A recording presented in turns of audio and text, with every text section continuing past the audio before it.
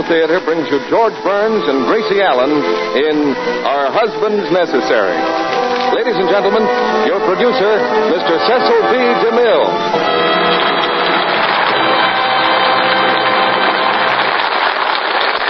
Greetings from Hollywood, ladies and gentlemen. One cold winter's night 12 years ago, an unsuspecting nation turned on the radio and discovered George Burns and Gracie Allen. The microphone hasn't been the same since. Naturally, we're all a bit nervous in the Lux Radio Theater tonight, but you understand that if anything unusual happens, it's due to circumstances entirely beyond our control. This week, we borrowed George and Gracie from their usual Tuesday night habitat to appear in a full-length play. What they'll do to it, no one can predict. But though the setting is different, it's the same George and Gracie you've always known and loved, who star in the Paramount comedy success, Are Husbands Necessary? In the play, George works in a bank, and Gracie considers it her duty as a wife to help his career along, as if bankers didn't have enough trouble on their hands already.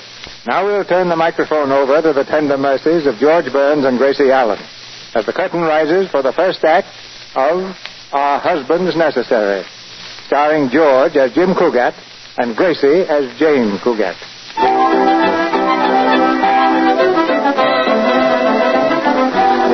Mr. and Mrs. Cugat are normal, everyday man and wife. Well, Mr. Cugat is normal. His wife is either above or below. It's hard to tell. On the normal, everyday morning, Jim Cugat jumps out of bed at 8 sharp, rushes through his shaving, rushes through his breakfast, rushes upstairs to kiss his wife goodbye. This being a normal, everyday morning, Jim Cugat is rushing. Oh, Janie, I'm leaving, Janie. Oh, good morning, Jim, dear. Are you ready for me to pick out your necktie? Oh, never mind, sweetheart. I've already got one on. Oh, let me see the one you picked out. I knew you needed me. Take it off, dear. What's wrong with it? Well, it's red, and you should never wear red with green. They clash. Janie, I've got on a white shirt and a blue serge suit. I'm not wearing anything green. Oh, yes, you are. I laid out your shorts myself. Oh, those. Well, thanks for saving me from a terrible social blunder. You're welcome, dear. My goodness, I hate to think what you look like after Junior arrives. I won't have much time for you then. Yeah, I'll probably put on a hat that doesn't match my suspenders. And everybody will laugh at me. Ah, but it'll be worth it. We'll have a little boy of our very own.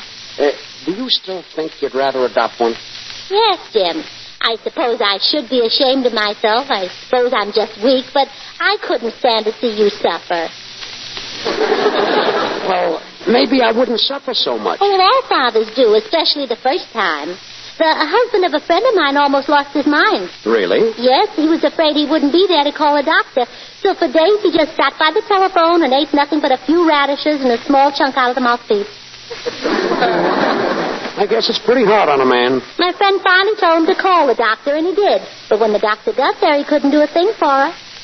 He couldn't? No, he was a veterinary. Well, goodbye, Janie. I couldn't take a chance in making a nervous wreck out of you. You've got to be at your very best when Mr. Atterbury makes you the new vice president of the bank. Well, don't count on that job too much, Jane. Chuck Raley is being considered, too. But you're the smartest, cleverest, most brilliant man in town. Oh, now, wait a minute. Oh, it's true, Jim. I tell that to everybody when they ask me what I ever saw in you. Well, that's nice. You just lack confidence, that's all. If you go right into the president's office and say, Mr. Atterbury, Oh, wait. I've got a wonderful idea. What? I'll go to Mr. Atterbury and tell him you're the only man for the job. I'll make him listen. Oh, no, you won't. Well, why not? You know how clever I am. That's exactly what I mean. You stay away from Atterbury. Don't ever let me catch you talking to him. All right, dear. But if I had the chance, I still think bless you, I still think I could wrap Mr. Atterbury... Jim, did you sneeze? Yes. Oh, you poor darling. Don't get excited. I've sneezed before. Jim, you better not go to the bank today.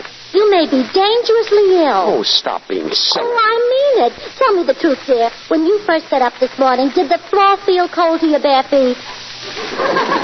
Well, yes. I knew it. And when you took a hot shower, did the water feel warm? Well, yes, but... You see, you've got all the symptoms.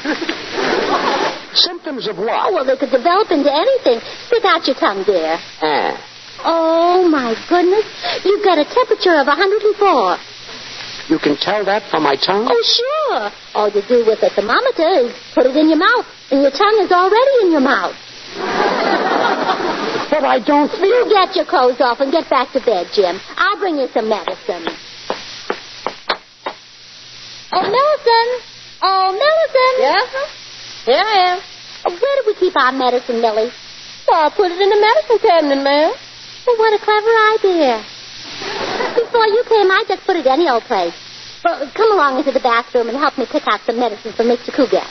What ails Mr. Cougat, ma'am? Nothing. He's perfectly healthy. But healthy folks don't need no medicine. I'll tell you a little secret, Millie. I want him to think he's sick so I can run down to the bank and have a talk with his boss. You sure is a caution. Well, open the cabinet and let's see what we have. Yeah. As long as he's not sick, I'd rather give him something that tastes nice. Well, the pink stuff in that big bottle is mighty sweet and soothing. I took some when I had a misery in my tooth. All right, I'll try it. The label is full of things with funny Latin names. But I don't suppose they could hurt him. After all, it says 97% alcohol. That only leaves 3% Latin. Now, don't you breathe a word of this, Millie. Oh, I won't, ma'am. Well, here's your medicine, Jim. How are you feeling now? Gee, it's the darndest thing. I felt swell when I got up. And now I'm starting to ache all over. Oh, naturally, but I think we caught it in time. Now, keep covered up, Jim. You can't afford to have a cold when we adopt Junior. It might be hereditary. Oh, sure. Well, I've got some errands to go do downtown, so I'll go along. I won't be long. Jane, wait a minute. Yes? Remember what I said. Don't go near Mr. Atterbury. Jim, you don't trust me.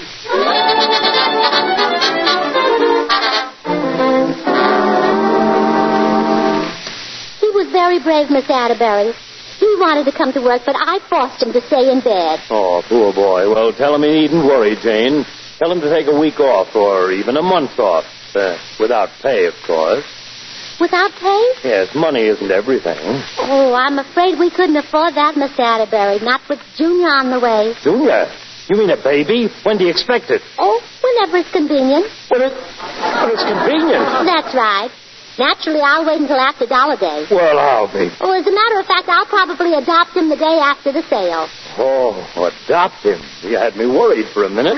Jim's a little worried, too. He thinks he doesn't make enough to support Junior until Junior is old enough to support him.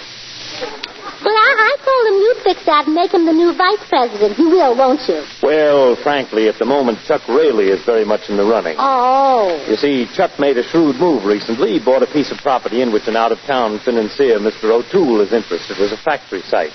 The consummation of the deal will bring an important account to this bank. Oh, he may be shrewd, but I don't like that Chuck Rayleigh. He never dances when they play a rumba at the club. He just stands behind some girl and watches. I don't want you to feel that Jim has no chance, Jane. My final decision is yet to be made and will naturally be a fair, square, and honest one. Oh, thank you, Miss Atterbury, and I'm sure Jim will make a wonderful vice president.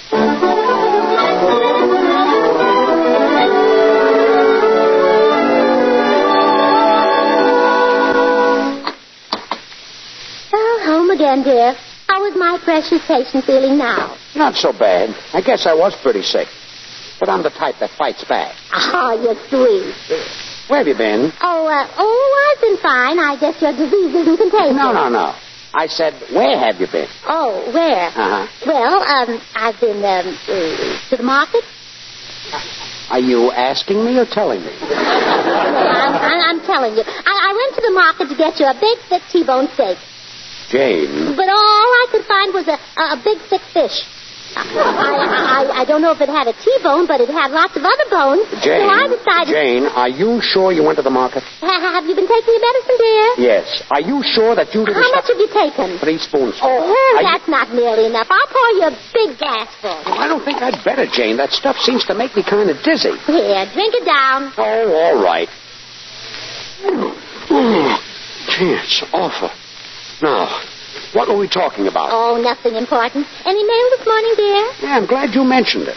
I got a notice that another installment is due on those silly lots you bought last year.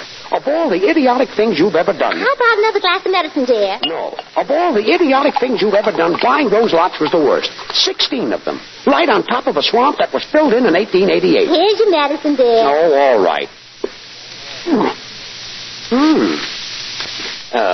Now, how did you ever let... Say, that's the darndest stuff. How did you ever let that crooked real estate dealer rope you in? Well, I wanted a place to build a home of our own, Jim, and that development had such a lovely name, Peekaboo Acres.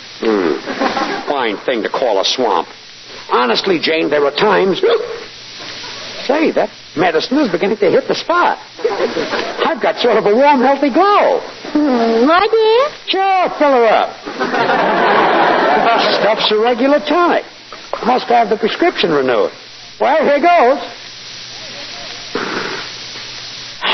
Oh, well, I'm sorry you're so mad about the lot. Oh, never mind, sweetheart. Just forget the whole thing. You're such a nice husband, Jim. But I'm so stupid. You're nothing of the kind. You're the best in the world and a wife. What did you say? I said you're the best in the world and a wife. What's the matter? Can't you understand English? No, don't you mean understand English? That's politely I said. Jim, are you getting a fever? An honest-to-goodness fever? Oh, don't be ridiculous. Never felt better. Never felt better and better and better. Well, you certainly act sort of... Oh, dear. Millie, will you answer the door? Jim, are you sure you're all right? Absolutely. And I owe all the level of medicine. Announcing Mr. Wild Dog J. Atterbury. Mr. Atterbury? Well, hello, Jane. I just dropped in to cheer up the patient. Oh, I see he's no longer confined to his bed. Hi, Atterbury, old man. Pull up a chair and rest your surplus. Well, I must say, Jim, that you scarcely sound like a man whose health is impaired. Who said it was?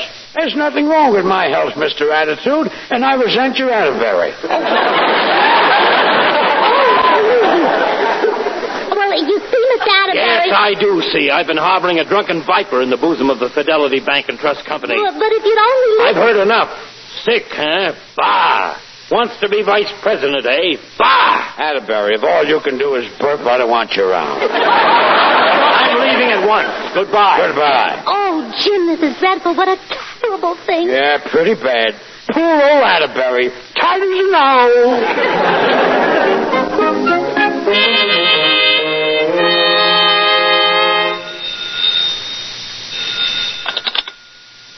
Hello? This is who? Would you repeat that? Oh, I'm afraid you better spell it. M-O-T-H-E-R? Oh, Mother! Oh, how are you, darling? That's good. No, Jim and I won't be able to have dinner with you tonight. We're going to a dance at the country club. Yeah, Jim is kind of upset, and it'll take his mind off things. No, nothing serious. He took some medicine with a lot of alcohol in it, and it made him tipsy. Imagine alcohol doing that. I always thought whiskey did it. Mr. Atterbury saw him and got awfully mad, but I called him up on the phone later and straightened everything out. Honestly, I don't know what Jim would do without me.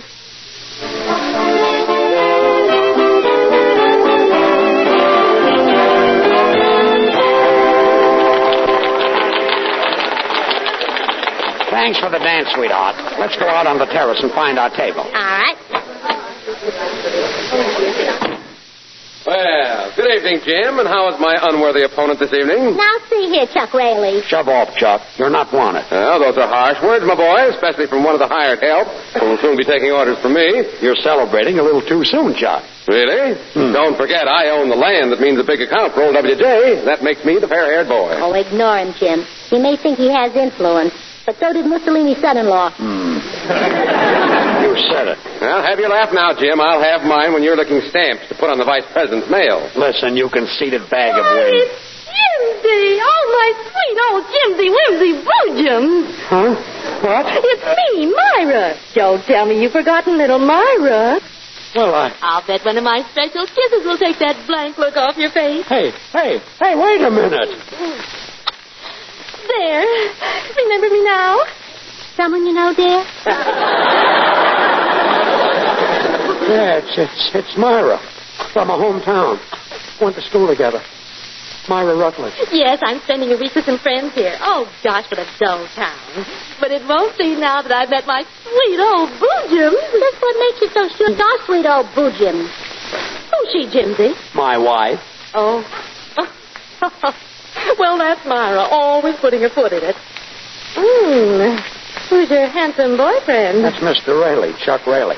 Why don't you and Myra have a dance, Chuck, old man? Sure, let's go inside, beautiful, and be the handsomest couple on the floor. In a minute, Chucky. Jimsy and I want to talk over old times. Don't we, you old Boo Jim? Well, So you're actually a married man? Well, gee, am I surprised. What's so surprising about it? Well, he used to be so bashful. Of course, he's had his moments. Hey, Myra, why don't you and Chuck have that dance now? All right. But I'll be back, you old Boo Jim. Come along, Chucky. Okay, beautiful. Oh, boy. What a relief. Your friend Myra is very lovely, Jim. Such big eyes, with circles to match. That man-crazy female is no friend of mine. I never could stand her. Don't you believe me? No, I don't, you old Boo Jim. Oh, now, please don't cry. There's nothing to cry about. If she's what you want, you can have her. I won't stand in your way. She's not what I Oh, want. don't try to spare me, Jim. See, you don't need me now that the old flame has been rekindled. You can't burn your candle at both ends. Sweetheart, if you'll only listen. Well, back again, Jimsy. Oh, yeah, so soon. Yes, I was telling Chucky about that tricky little step we used to do, and he wants to see it. Yeah, look, Myra, I'm kind of tired. Oh, go, Jim. Dance with her. But, sweetheart, dance with her, Jim. Dance the night away. I'll just sit here with my memories. Oh. Now, you see, your wife says it's all right. But come on, Jimsy. Okay, but you don't have to yank my arm off. Jealous, Janie? No, it doesn't matter. Nothing matters now. Well, you sound pretty low. How about a drink to drown your sorrow? A drink? A drink? Yes, I'll have one. I'll show him that I don't care. Order me a cherry phosphate.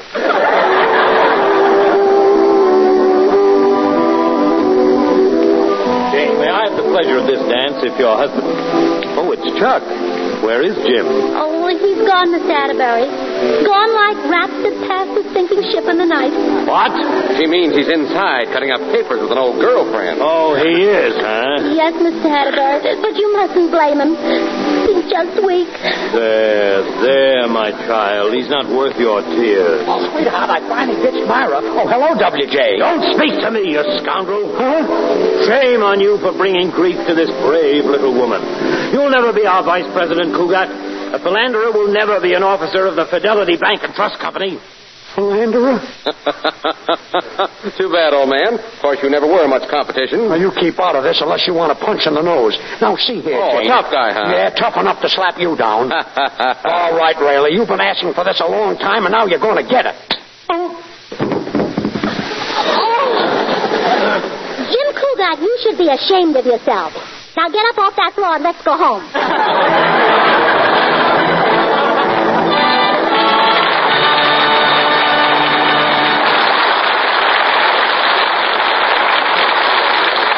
George Burns and Gracie Allen will return in a moment for Act 2 of Our Husbands Necessary. Now, our producer, Mr. DeMille. Act 2 of Our Husbands Necessary, starring George Burns as Jim and Gracie Allen as Jane.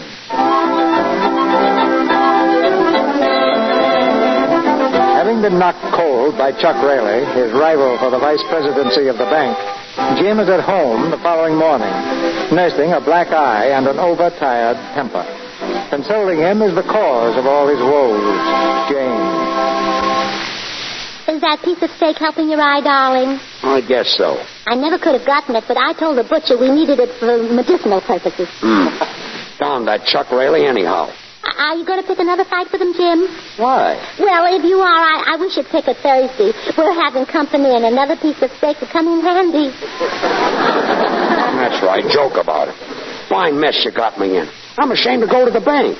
Everyone will laugh at me for letting a cream puff like Chuck Raley give me a black eye. Oh, don't worry, dear. They'll never know the truth. I've already fixed an alibi for you. You have? Uh-huh. I told everybody at the bank that I did it. Look, honey, will you please stop trying to fix things for me? But, Jim, a wife is supposed to help her husband. My mother told me that the day I married you. I thought your mother didn't like me. Oh. Oh, you just got that impression because she won't speak to you. Yeah, that's how I got that impression. Mother said to me, she said, Jane, always help Jim. If he has to struggle for a living, help him. If the brakes go against him and he has troubles, help him. And if he gets so discouraged he wants to jump off the bridge, help him. I know your mother. Jane, will you please stay out of my business? Look what you've done to me. All my money is sunk in swampland. I've got a black eye. I'm in bad with the boss. I've lost the vice presidency of the bank. I'm the laughingstock of my friends, all because of your meddling. Oh, Jim, I believe you're a little annoyed with me. Well, I certainly am. I'll bet you're sorry you married me. I certainly am. Bet you wish you'd married Myra Rutledge instead of me. I certainly do. Oh, Jim. Oh, now, honey, I lost my temper. I didn't mean it. You hate me. You want me to go back to my mother. Oh, no, I don't. I wouldn't wish that on anybody. I'm going upstairs. Millie, bring Mrs. Cougat a cup of tea. No, Betty goes right out and marries Myra Rutledge. Well, if he goes, I'll leave him. My goodness, Miss Cougat, you look like you lost your last friend. What's the matter? Oh, Mr. Cougat is mad at me. He says I interfere with his work and cause him trouble. You do seem to have a knack for lousing that man up. Now, if you don't mind my saying so, ma'am, the quicker you adopt that baby, the better. Do you think so, Millie? Oh, yes, and you know there ain't nothing like a little baby to see me in a home. Why, my husband was fixing to throw me out, and then my first baby came. And that stopped him? Oh, yes, and I had 9 more before he finally threw me out.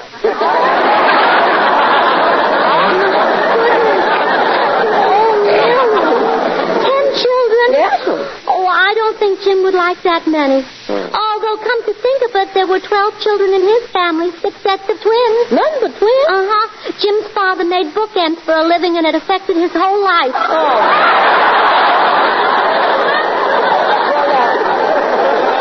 Well, now, if I was you, ma'am, I'd get right over to that home where they have the babies and pick me out a little bundle of sunshine. Oh, all right, Millie. I'll go right away. And I hope you're right about that description. The last time I held a baby on my lap, it wasn't exactly sunshine.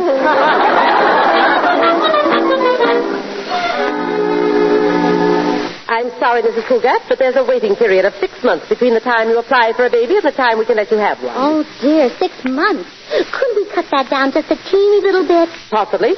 When would you want the child? Today. I'm afraid that's impossible. You see, we have to make a complete and thorough investigation of both you and your husband. Oh, well, I can tell you everything you want to know. Let's start with Jim. He's honest, dependable, brown hair. He doesn't drink. He smokes a little, but he doesn't inhale. And he dances divinely. And, he's very cuddly. That is not exactly the type of information we need. Our questions concern your husband's character, his position, his finances. Is he financially able to care for a child? Oh, my goodness, yes. Jim does very well. He earns money almost as fast as I can spend it. I see. What does your husband do? He's a banker. Oh. Yes, he's practically the president. They couldn't get along without him. I see. Well, we can confirm that by telephoning the bank. Oh, don't call the bank and ask about Jim. Why not? They think he's a dope. I am becoming more and more convinced that a complete investigation is necessary in this case. However, as long as you're here, we might as well fill out the questionnaire. Which would you prefer to adopt? A girl baby or a boy baby? Oh, a boy. I thought it would be nice if I could find one that resembles my husband. Wives frequently make that request. Could you describe your husband? Oh, better than that. Here's a picture of Jim. If I were you, I believe I'd abandon the idea. Don't you have any babies right now that look like him? To my knowledge, we never have had one. Well, maybe one will show up. Maybe you just missed it. Possibly. I've only been here 30 years. Let's get on with the questions. Have you got a yard for the child to play in? Well, it's... Oh, yes. I've got a real playground for the baby. You have? Yes, it's a piece of property I bought. It's just a place for the baby to play. There are no houses, no people, no traffic. Really? Yes, it's a swamp. Mrs. Cougat, I don't believe we need go further with the questionnaire. I am convinced that you are not the type of person with whom I could entrust a baby. Oh, but I'm wonderful with babies. Honestly, I am. I know how long to boil a bassinet and how to fold his little three-cornered formulas. I know all I am those... sorry, but the matter is closed. We cannot consider your adopting one of our babies. Oh, dear. Well, I have to get in good with Jim some way. I either have to get a baby or make him a vice president. I suggest you try the vice presidency.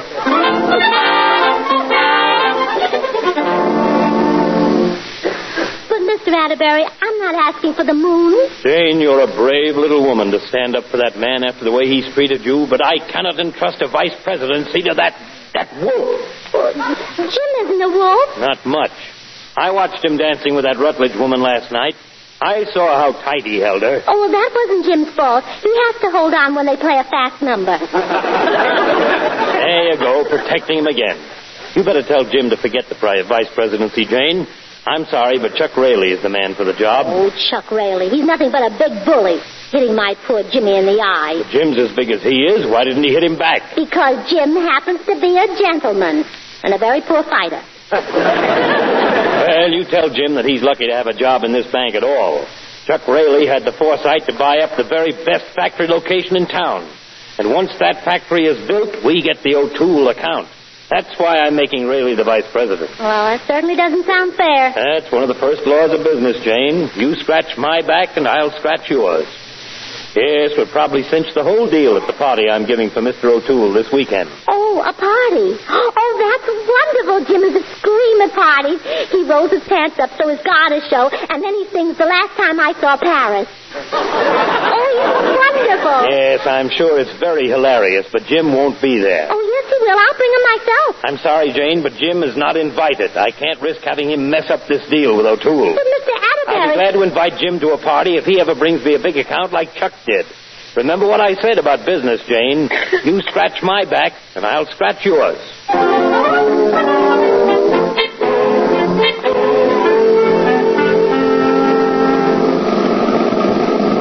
Gee, this is wonderful. Yes. Are you sure Mr. Atterbury insisted on my coming to the party? Oh, he was very definite about you, Jim. Well, I'll be darned.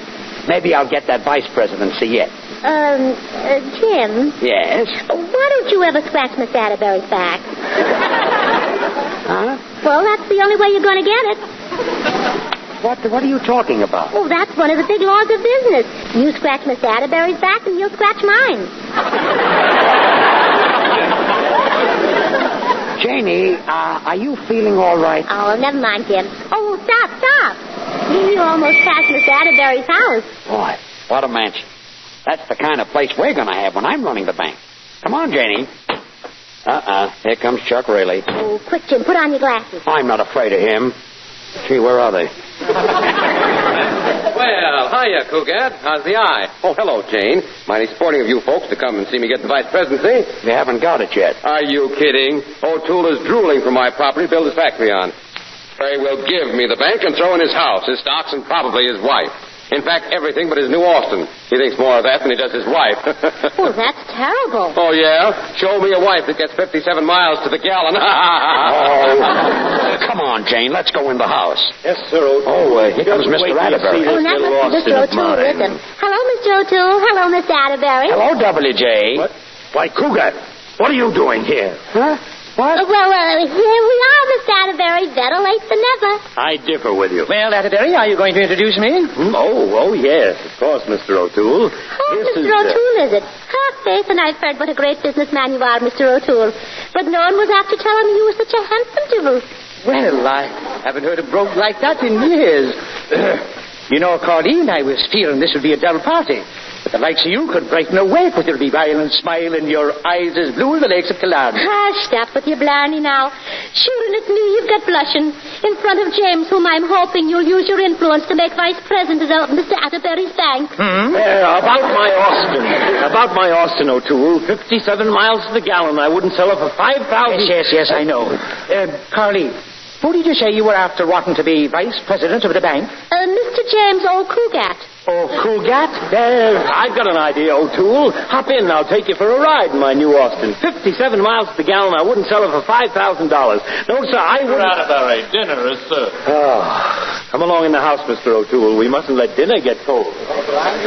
Jane, don't you think you overdid that a little bit? Telling him my name was O'Kugat? It's the law of business, Jim. Chuck Raley may be scratching Mr. Atterbury's back, but I'm scratching Mr. O'Toole's back with a shamrock.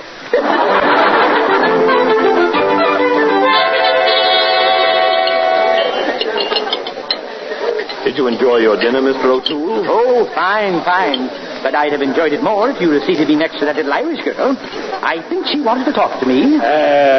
Well, you see, I thought we could discuss a little business, Mr. O'Toole. Oh, here she comes. Well, Carly. Oh, Mr. O'Toole. Sure, when we got separated in such a hurry, I didn't even get a chance to introduce myself. I'm Jane O'Kugat, and this is the man I mentioned, Mr. O'Kugat. How do you do? Mr. O'Kugat, it's a pleasure to shake your hand, sir. Thanks. Oh, it is a mighty pretty daughter you have here. Jim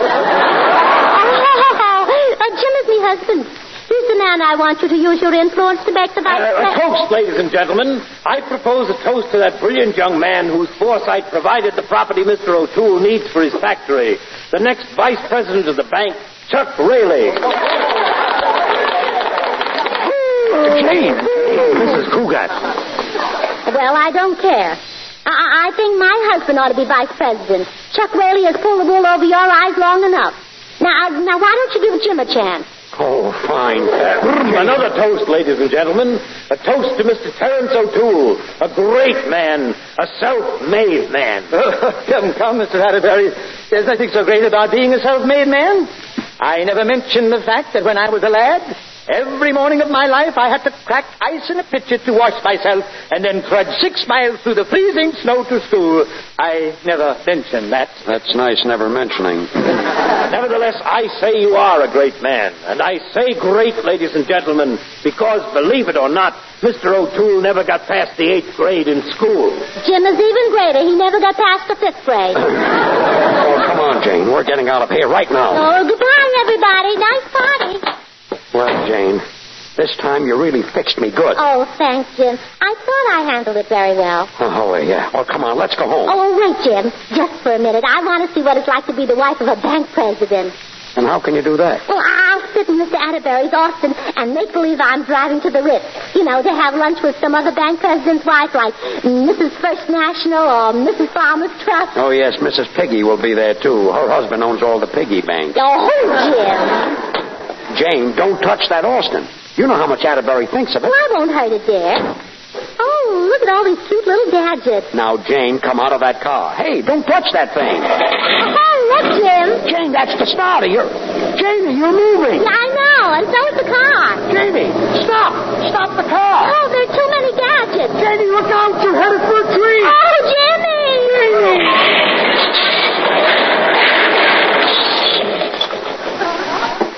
I hope nothing's damaged. Are you all right?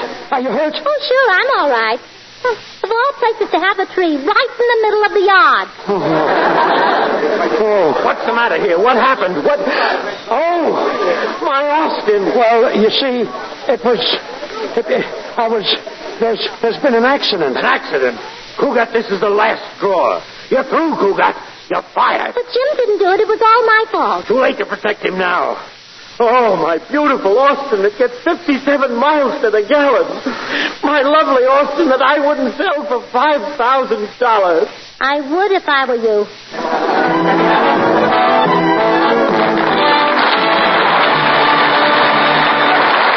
Pause now for station identification. This is the Columbia Broadcasting System.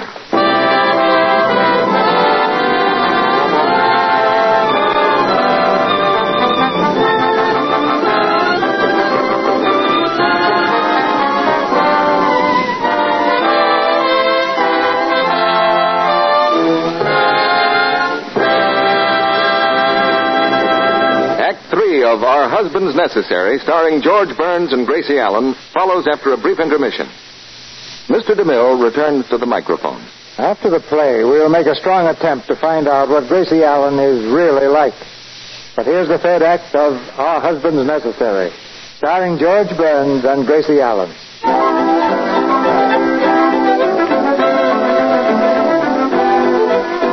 Jim Cougat Cogat's chance of becoming vice president has been completely wrecked, along with Mr. Atterbury's car. Now, with fear and trembling, Jim approaches the great man's office and knocks timidly on the door. Come in. Oh, so it's you, Cougat. Yes, sir. I want to apologize for what happened last night, and Mr. Atterbury, would you please give me my job back? Give you your job back? Oh, you don't have to answer right away. Just consider it for a while. Will you, Mr. Atterbury? Well, I'll tell you what we'll do, Cougat. If you get another job during the next week, take it. But if you don't get another job, look for one. In the meantime, if you don't get in touch with us, we won't get in touch with you. Good day. Now, wait a minute, Mr. Atterbury. I've been with this bank a long time.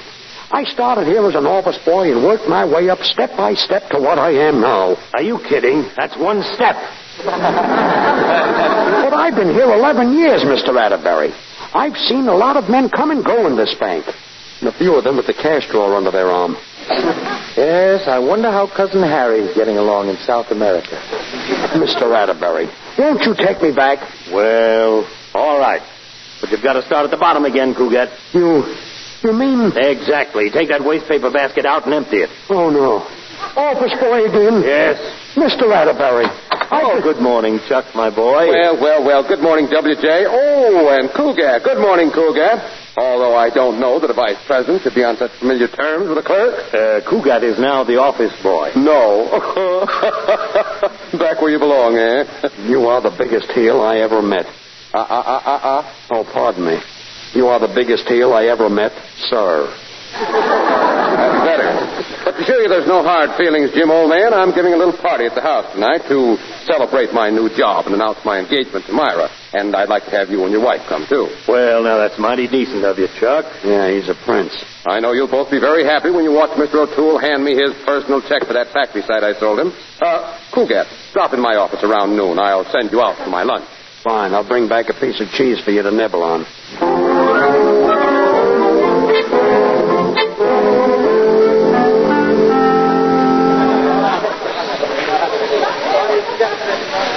I wish I hadn't come to this darn party. Oh, now, Jim, they'd only think we were poor sports if we hadn't. Come on, smile. Don't let them see you sulking. Be gay. Oh, stop it. Oh, look, here comes your friend Myra. She probably wants to crow a little bit. Hello, Myra. Oh, hello, Janie. Having a good time, Jim? Yeah, fine. You wouldn't like to sit down, would you, Myra? Yes, thanks, I would. Your hair looks lovely, Myra. I liked it so much better than the other night when it was red. Jim used to love red hair. Didn't you, Jim? Well, It's so strange to think I almost married him. But I certainly wouldn't want to be Jim's wife right now. Oh, I don't blame you. We'd all be messed up in an awful bigamy case, wouldn't we? I meant that my Chucky seems to be getting on so well, while Jim's only going backwards. Now, just a minute. Oh, don't you worry about Jim. Once he starts moving forward, nothing will ever stop him. Yeah. Well, isn't it about time he started? Oh, he's always been a slow starter. He didn't kiss me until the 3rd week of our honeymoon. Well, for goodness sake, why not? Well, Jim's very honorable, you know.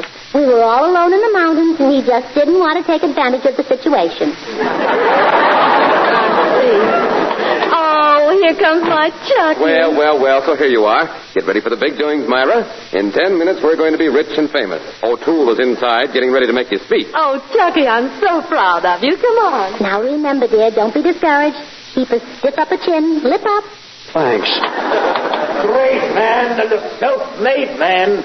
Ladies and gentlemen, I give you Mr. Terence O'Toole. Thank you, one and all.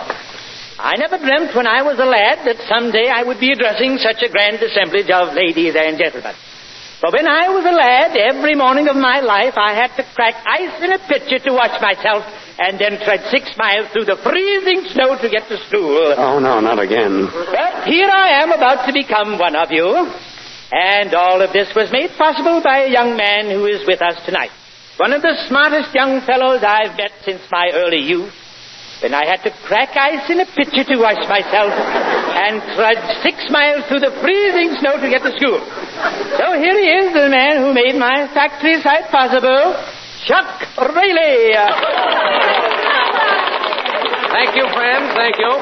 Chuck, my boy, it's a great privilege to present you with this personal check of mine in payment for the land you had the foresight to buy.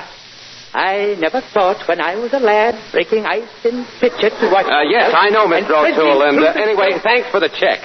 I don't want any credit for this deal, folks. It was nothing any fellow as brainy as myself couldn't have done. As I was saying to our office boy only the other day, Jim, I said... Cut it out, Rayleigh. Jim, I said, some men are lucky and smart. Some men are lucky and dumb. Some men are unlucky and smart. And then there's you. So he kind of looked at me. You've been asking for this. Jim, don't. Cougat, do you realize what you've done? Yeah. Gee, maybe I could have been a commando after all. Jim, run for your life. He's getting... Rayleigh, Cougat, act like gentlemen. Out of my way, Atterbury. I'm going to give it to him again. Now listen, you. You gave it to Mr. Atterbury. Oh, gosh. Mr. Atterbury. Oh, my nose, my nose. You broke my nose. I'm going to sue you. I'm going to sue you for assault and battery. Now, wait, Mr. Atterbury. Chuck, you're my witness. WJ, I'd rather not. You're an employee and you'll be my witness. This man tried to murder me. No, it was a mistake. Oh, well, don't you worry, Jim. Let him sue you. I'll be your witness. I'll help you. Janie, please. Oh, but my testimony will fix things for you. That's what I'm afraid of. Oh, well, they say you don't feel a thing with electrocution.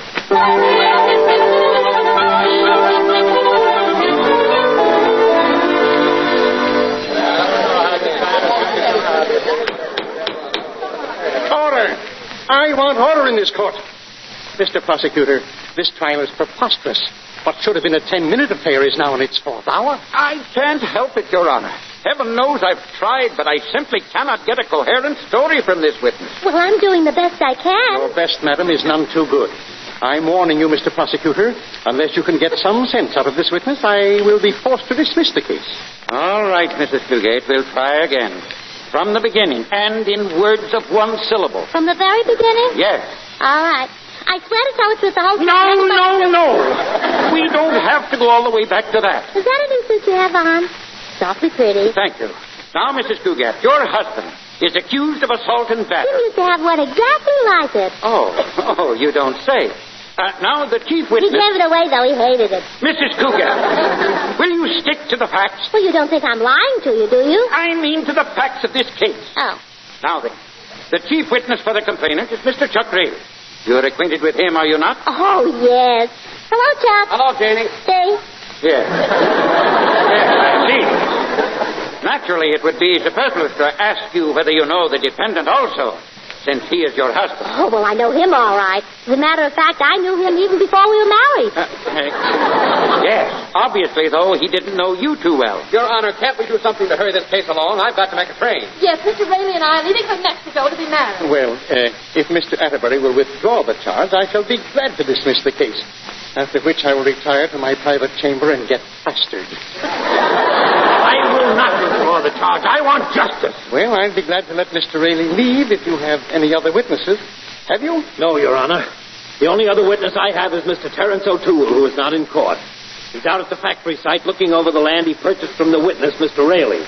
Mr. Rayleigh will have to stay. But, WJ, I ought to catch that train. What's the matter with you, Chuck? You got hours before your train leaves. Yeah, I know, but, well, all right. Look, friends, I hate to interrupt my trial like this, but would it help if I pleaded guilty and got this thing over with? You would do us all a great favor, Mr. Cougat. Oh, no, Jim, you'll do nothing of the kind. But it will save me the trouble of convicting you, Mrs. Cougat. What trouble is it? I'm helping you. Mrs. Cougat, do you mind if I make a statement? No, go right ahead, Judge. After all, it's your court. Thank you. Mrs. Cougat, I have been sitting on this bench for 20 years. Would you like a cushion? Mrs. Cougat, I have been a judge for 20 years, and in all that time I have never met a witness whose testimony or whose mental processes could even remotely be compared with yours. Oh, Judge, you're sweet. Yes, I am an old doll. In the first place, you had the effrontery to walk in here 40 minutes late this morning, and I couldn't help that, Your Honor. I had to go to the doctor. Indeed. And may I ask why? Well, because I had a dizzy spell. Really? How could you tell? People know when they're dizzy, don't they? Some people. Mr. Prosecutor, we will get on with the case, if you please. You may take your little shovel and continue digging your political grave with this witness. Yes, Your Honor. Mrs. Cougat, this alleged attack on Mr. Atterbury was made at precisely 10:15 last night. Can you tell me what you were doing at that time? 10:15 last night. Let's see now. I got up yesterday morning about 9, and then I had breakfast, and right after breakfast... I'm only interested in last night. Well, I know, but I have to sort of sneak up on it. Your Honor, I think this has gone far enough. I'm going to change my plea. Thank heavens. I've got to get out of here. Well, if it pleases the court, I would like to plead guilty as charged. Brother, does it please the court? Very well, Mr. Cougat. The defendant having pled guilty to the charges brought by the complainant, it is my duty in law to pronounce sentence upon him. It is therefore my... Just a minute. Where is that Chuck Riley? What is the meaning of this interruption? I'll tell you what the meaning of it is. I want that Riley arrested right now. Silence! Order! Why, Mr. O'Toole, you're completely covered with mud. You're darn right I am. I'm mud from my head to my feet. Oh, don't you think you better break the ice in the pitcher and wash yourself? Are you going to arrest that Riley or aren't you? Arrest Chuck? What for? He knows what for. Don't you, Riley? Well, why no? I have the faintest idea. Well, I've got to catch that train. Grab him, grab him. Me and my foreman just drove out to that land he sold us for my factory. We drove out there in a truck. Well, as soon as we turned off the road onto my factory site, the truck sank through the ground and disappeared into a swamp. What? Holy smoke, Janie. You didn't have the filled-in swampland after all. Chuck had it. No.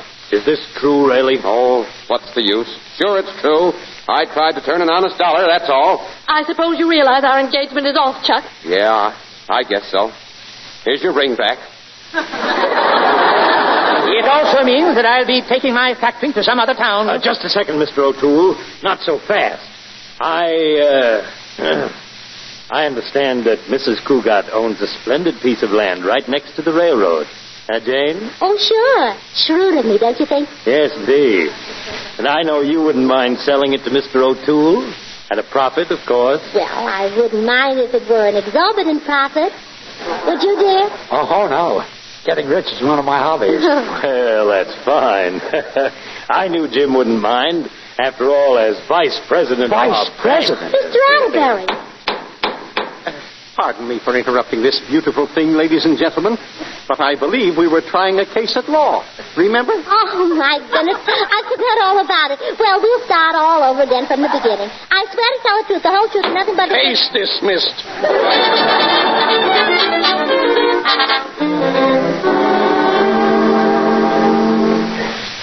What's that?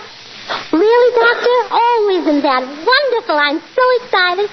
So that's why I had dizzy spells. Oh, yes, I'll tell him right away, Doctor. Goodbye. Oh, Jim, I have the most marvelous news. Really? I think you've done pretty well already for one day. But this is the best news yet. We're going to have Junior after all. Oh, swell.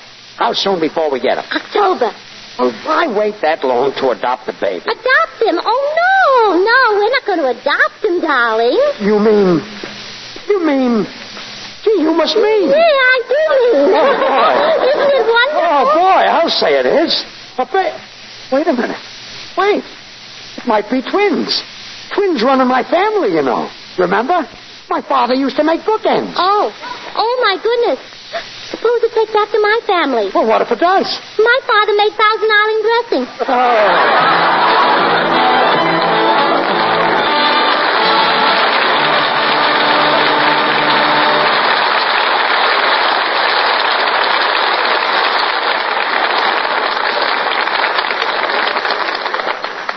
In a moment, our stars will be back for a curtain call. Now, here's Mr. DeMille with our stars. Our husband's necessary is still the $64 question. And here's the answer. George Burns and Gracie Allen. Judge, isn't Mr. DeMille cute? Gracie, Mr. DeMille is a famous producer and director. He makes wonderful pictures, but he definitely is not cute. Now, who asked you? You see? By the way, Gracie, your own radio program, and in real life, you are actually married to George. So how about answering tonight's question for us? Confidentially. Are husbands necessary? Well, confidentially. Gracie, remember that new hat you want? Oh, I was going to say yes. Oh, thanks. Husbands must be necessary. Practically every married woman has one. Oh, thanks, kid. Mr. DeMille, how do you think George and I would be in one of those pictures of yours? You know, a big outdoor picture with lots of action and cowboys and bandits. Oh, don't be ridiculous. Oh, I can see it now. The bandit Cesar Romero comes galloping up, jumps off his horse, sweeps me into his arms and kisses me. And then, just in the nick of time, George, you come rushing out. Yeah? Yeah, and you hold his horse.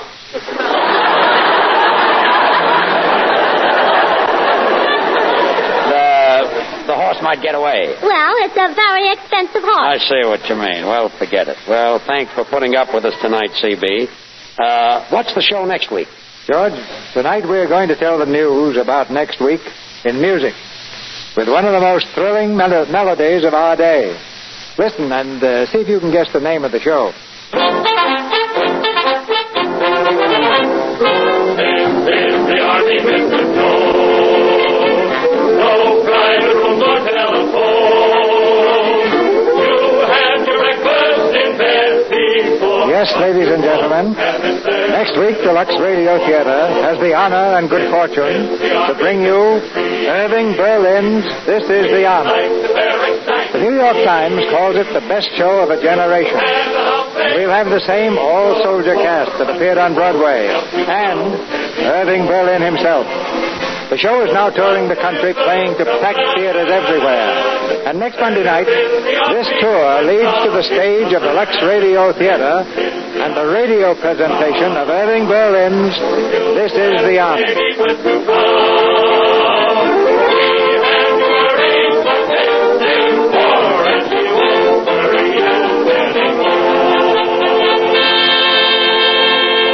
CB, that's the biggest radio news of the year.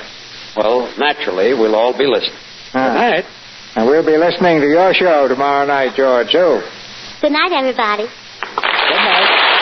Good night. Don't forget that picture, Gracie.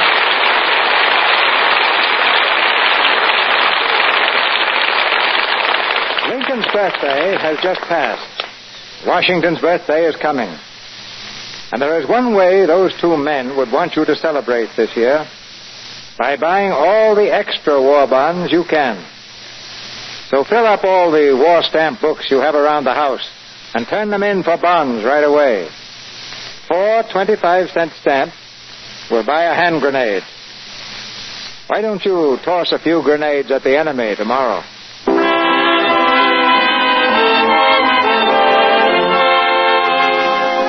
Our sponsors, the makers of Lux Flakes, join me in inviting you to be with us again next Monday night when the Lux Radio Theater presents Irving Berlin's This Is the Army.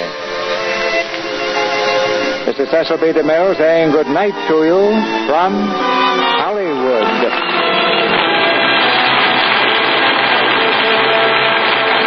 The picture, Our Husbands Necessary, was based on the novel Mr. and Mrs. Cougat and was produced by Paramount. Paramount's latest screen hit is the musical success Star-Spangled Rhythm. Heard in tonight's play were Arthur Q. Bryan as Mr. Atterbury, John Mather as Chuck, Paula Winslow as Myra, Ruby Dandridge as Millie, Leo Cleary as Mr. O'Toole, and Verna Felton, Norman Field, Griff Barnett, and Fred Mackay. Our music was directed by Louis Silvers. And this is your announcer, John M. Kennedy, reminding you to tune in next Monday night to hear Irving Berlin's This Is the Army.